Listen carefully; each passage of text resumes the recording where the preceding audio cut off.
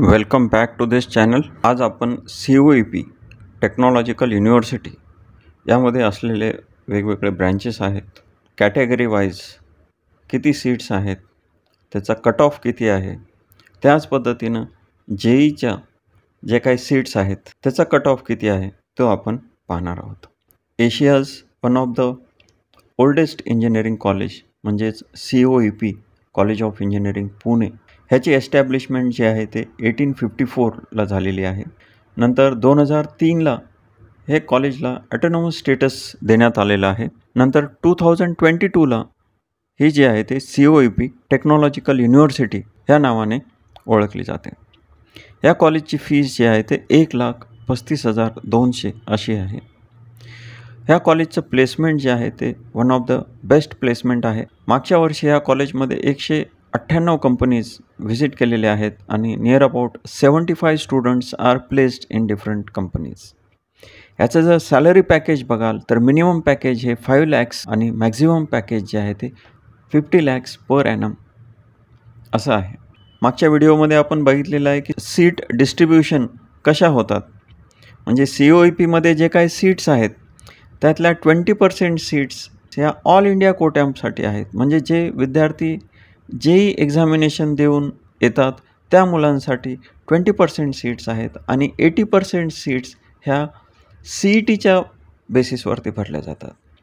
त्यामुळे जे मुलं महाराष्ट्रातली आहेत, ज्यांच्याकडे महाराष्ट्राचं डोमेसाईल आहे किंवा ज्यांची 12th स्टँडर्ड महाराष्ट्रातनं झालेली आहे, असे विद्यार्थी JEEच्या कोट्यामधनं देखील सीट घेऊ शकतात आणि CETच्या बेसिसवरती देखील सीट घेऊ शकतात.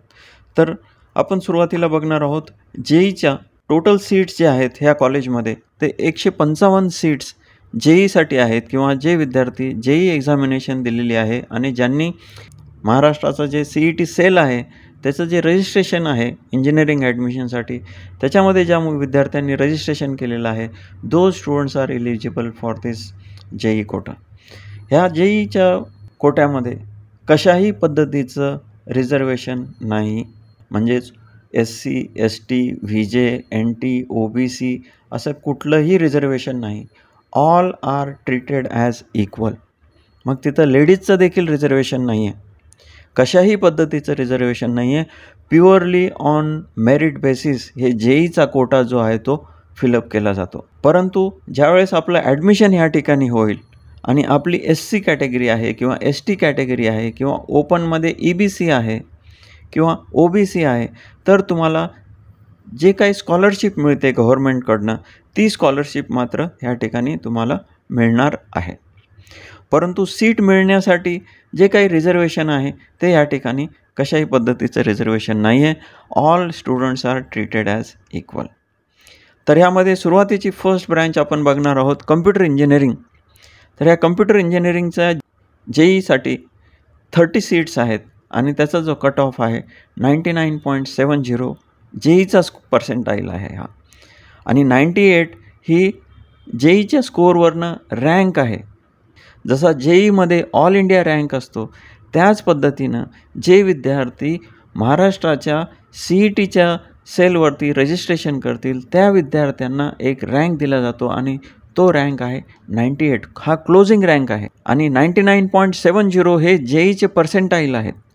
तर COEPमध्ये कम्प्युटर इंजिनिअरिंगसाठी 30 सीट्स आहेत आणि ह्या 30 सीट्सचं जे पर्सेंटाईल आहे 99.70 पर्सेंटाईल आहे आणि CET सेलची जी रँक आहे JEEच्या विद्यार्थ्यांना दिलेली ती आहे क्लोजिंग रँक आहे 98 आहे. दुसरी जी ब्रँच आहे इलेक्ट्रॉनिक्स अँड टेलिकम्युनिकेशन इंजिनिअरिंग, याच्या 15 सीट्स आहेत. नेक्स्ट ब्रँच आहे रोबोटिक्स अँड आर्टिफिशियल इंटेलिजन्स, ह्यासाठी 12 सीट्स आहेत. Next branch is electrical engineering, ह्याच्या सीट्स आहेत 15. Next branch is instrumentation and control engineering, ह्याच्या सीट्स आहेत 8. Next branch is mechanical engineering, total seats are 30, percentile is 97.43. Next branch is civil engineering, total seats are 15.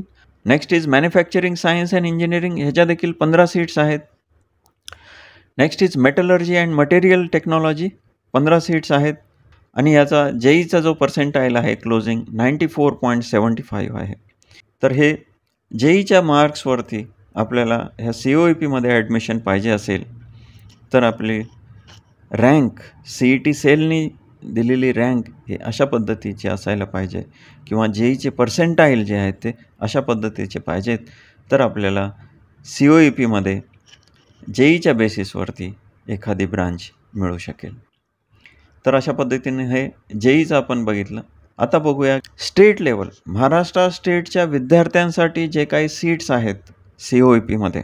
Open कॅटेगरीसाठी प्रत्येक ब्रँचमध्ये किती seats आहेत, जनरलसाठी किती आहेत आणि लेडीजसाठी किती आहेत ते आपण बघणार आहोत.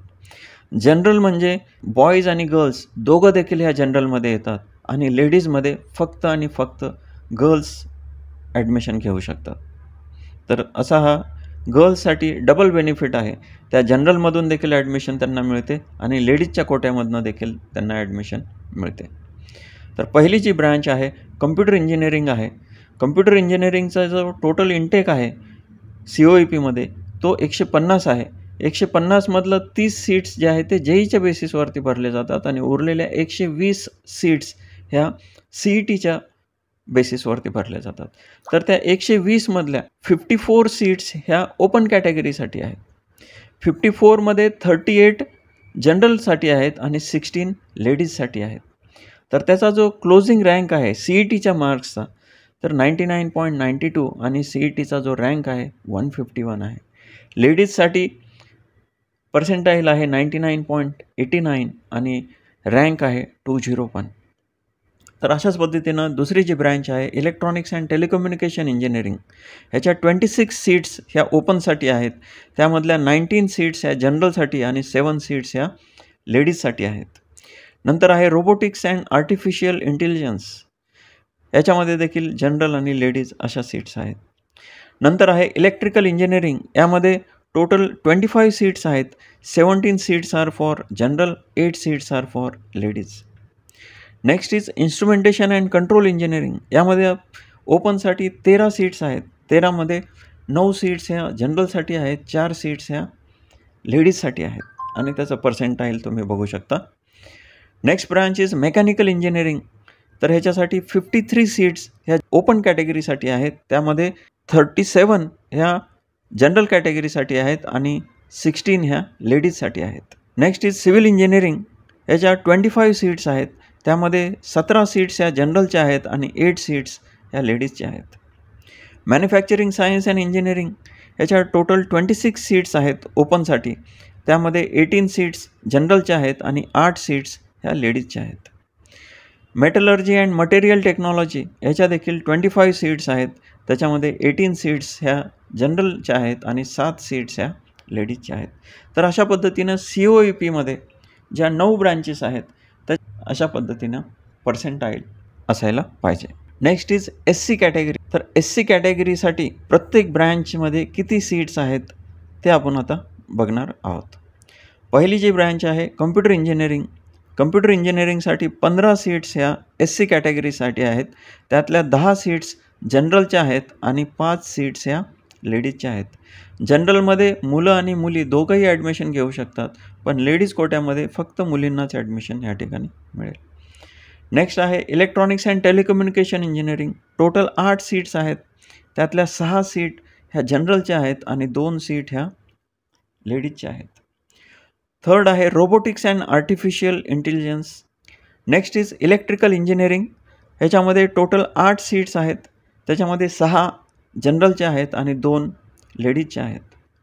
Instrumentation and control engineering, total 4 seats आहेत. 2 सीट जनरलच्या आणि 2 सीट्स लेडीजच्या आहेत.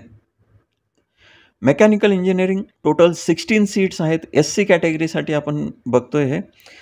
12 सीट ह्या जनरलच्या आहेत, 4 सीट ह्या लेडीजसाठी आहेत.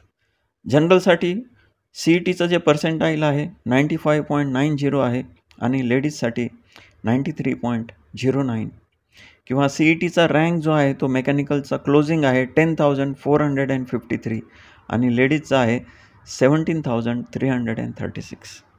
Next branch is civil engineering, याच्यामध्ये टोटल 8 सीट्स आहेत. 6 सीट जनरलच्या आहेत, 2 सीट लेडीजच्या आहेत.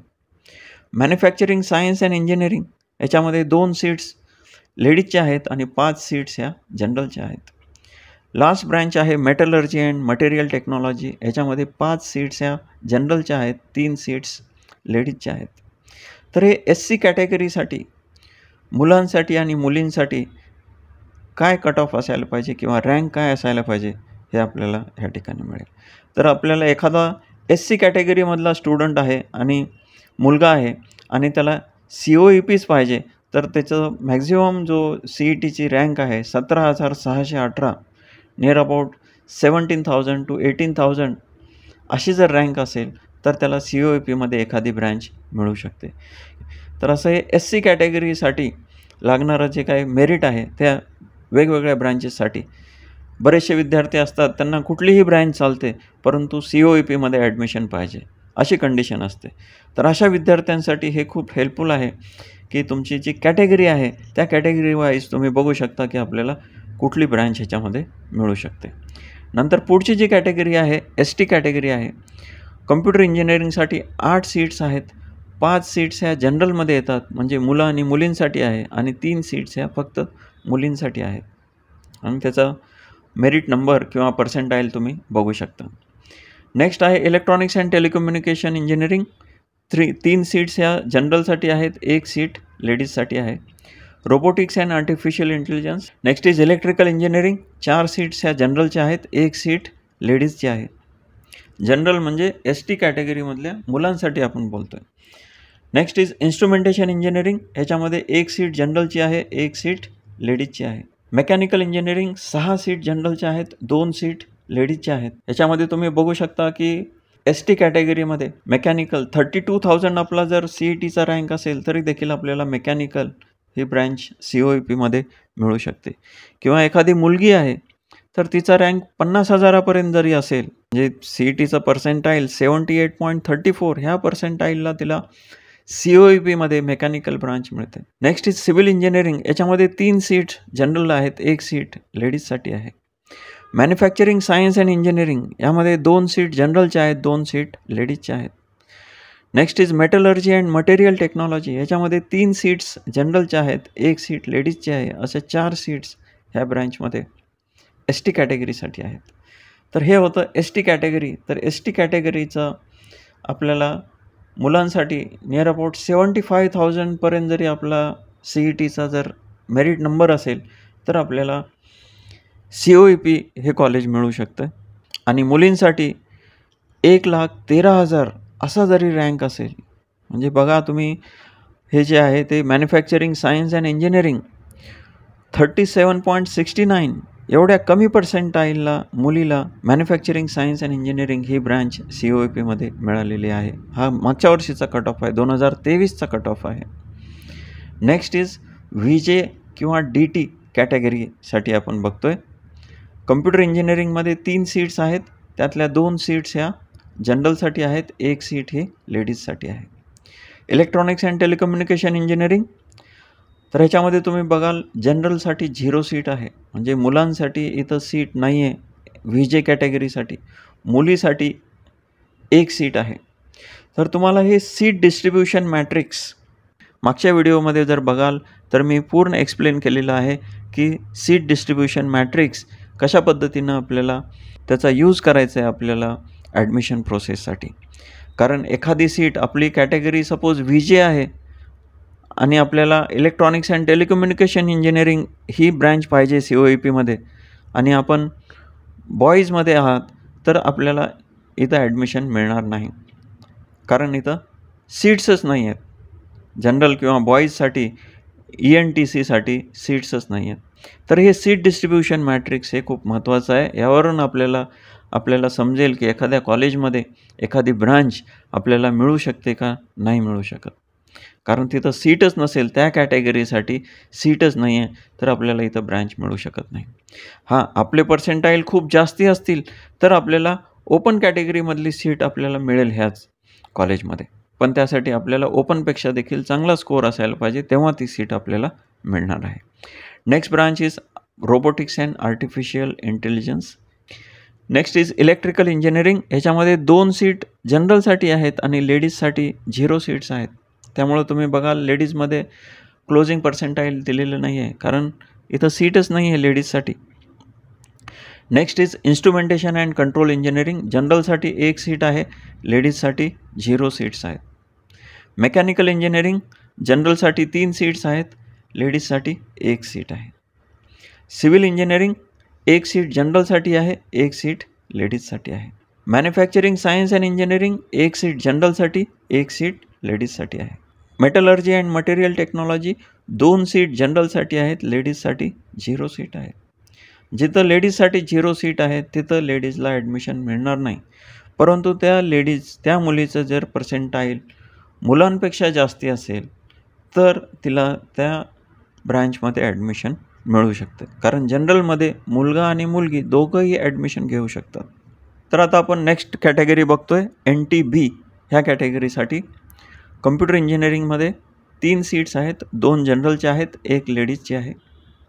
इलेक्ट्रॉनिक्स अँड टेलिकम्युनिकेशन 1 सीट जनरलची आहे, 1 सीट लेडीजची आहे. Next is electrical engineering 1 seat जनरलची आहे आणि लेडीजसाठी 0 सीट्स आहेत. इन्स्ट्रुमेंटेशन अँड कंट्रोल इंजिनिअरिंग यासाठी NTB ह्या कॅटेगरीच्या विद्यार्थ्यांसाठी इथं एकही सीट नाही आहे. COEPमध्ये इन्स्ट्रुमेंटेशन अँड कंट्रोल इंजिनिअरिंग याच्यामध्ये NTBसाठी एकही सीट अवेलेबल नाही. तर हे आपल्याला सीट डिस्ट्रीब्युशन मॅट्रिक्सवरनं आपल्याला लक्षात येईल. मेकॅनिकल इंजिनिअरिंगमध्ये 2 सीट जनरलचे आहेत, 1 सीट लेडीजची आहे. त्याचं कट ऑफ आणि पर्सेंटाईल देखील बघू शकता आपण. सिव्हिल इंजिनिअरिंगमध्ये 1 सीट जनरलची आहे, 1 सीट लेडीजची आहे. Manufacturing science and engineering 2 seat जनरलचे आहेत, लेडीजला 0 सीट्स आहेत. मागे मी सांगितल्या पद्धतीने जर मुलापेक्षा जास्ती मार्क्स असतील तर ती ही जनरलमध्ये तिला सीट मिळू शकते. Next is metallurgy and material technology 1 seat जनरलची आहे, 1 सीट लेडीजची आहे. नेक्स्ट कॅटेगरी आपण बघूया, NTC या कॅटेगरीसाठी सीट डिस्ट्रीब्युशन अशा पद्धतीनं आहे. कम्प्युटर इंजिनिअरिंग 2 सीट जनरलचे आहेत, 2 सीट लेडीजसाठी आहेत. Electronics and telecommunication engineering 1 seat लेडीजची आहे, 1 सीट जनरलची आहे. Next is electrical engineering 2 seat जनरलसाठी आहेत, लेडीजसाठी 0 सीट्स आहेत. Instrumentation and control engineering 1 seat जनरलची आहे, लेडीजसाठी 0 सीट्स आहेत. मेकॅनिकल इंजिनिअरिंग 3 सीट जनरलचे आहेत, 1 सीट लेडीजची आहे आणि त्याचा कट ऑफ आपण बघू शकता. नेक्स्ट ब्रांच आपण बघतोय सिव्हिल इंजिनिअरिंग 2 सीट जनरलचे आहेत, लेडीजसाठी 0 सीट्स आहेत. Manufacturing science and engineering 1 seat लेडीजची आहे, 1 सीट जनरलची आहे. Metallurgy and material technology 2 seat जनरलचे आहेत आणि लेडीजसाठी 0 सीट्स आहेत. तर अशा पद्धतीनं हे NTC ह्या कॅटेगरीसाठी COEPमध्ये आपल्याला काय मेरिट पाहिजे किंवा किती पर्सेंटाईल पाहिजे हे आपल्याला लक्षात येईल. नेक्स्ट कॅटेगरी आहे NTD.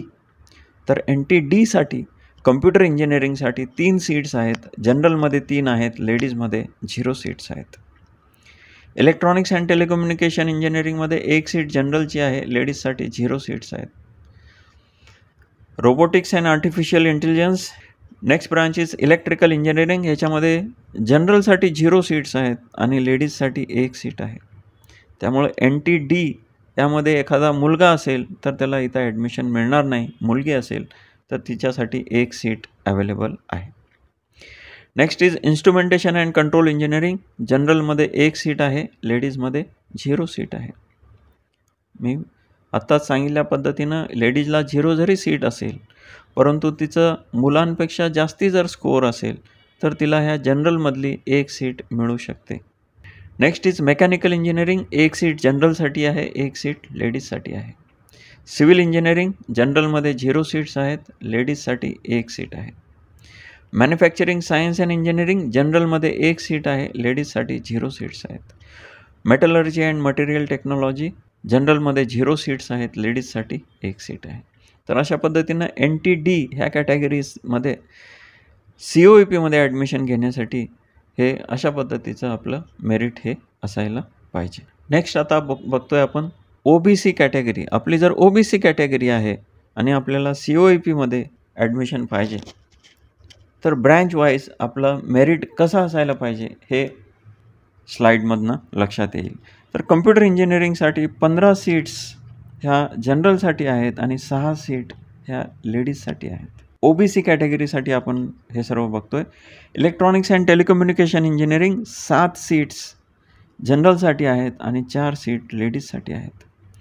Robotics and artificial intelligence electrical engineering याच्यामध्ये 8 सीट्स जनरलसाठी आहेत, 3 सीट लेडीजसाठी आहेत.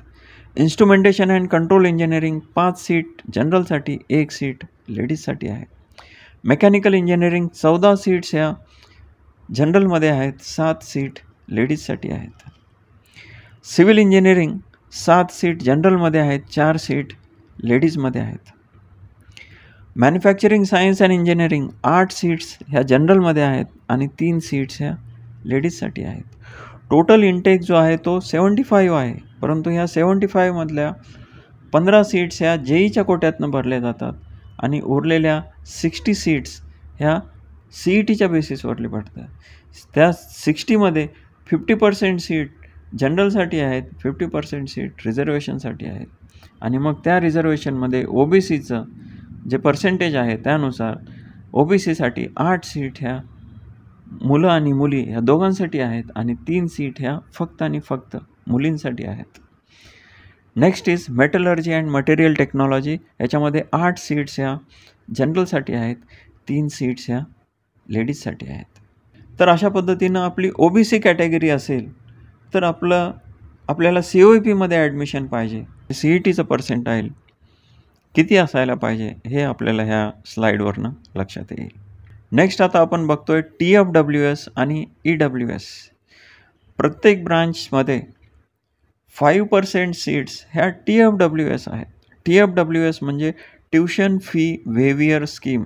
ज्या पालकांचं उत्पन्न 8 लाखापेक्षा कमी आहे ते मुलं ह्या TFWSमध्ये ॲडमिशन त्यांना मिळू शकतं. दुसरी जी कॅटेगरी आहे EWS, जे विद्यार्थी ओपन कॅटेगरीमध्ये आहेत आणि त्यांचं इन्कम लो इन्कममध्ये आहे, 8 लाखापेक्षा कमी उत्पन्न आहे आणि त्यांच्याकडे EWSचं सर्टिफिकेट आहे, तर त्यांना ह्या कॅटेगरीमधनं ॲडमिशन मिळू शकतं. तर ह्या TFWS EWS सीट्स ह्या ओव्हर अँड अबोव्ह आहेत. म्हणजे आपण जर बघाल तर COEPमध्ये कम्प्युटर इंजिनिअरिंगसाठी 150 सीट्स आहेत. तर ह्या 150च्या व्यतिरिक्त 150च्या 5% ह्या TFWSच्या एक्स्ट्रा सीट्स आहेत आणि ह्याच्या 150च्या 10% म्हणजे नियर अबाउट 15 सीट्स ह्या EWSच्या आहेत, ह्या एक्स्ट्रा आहेत. 15 सीट EWSच्या आहेत आणि 7 सीट्स ह्या TFWSच्या आहेत.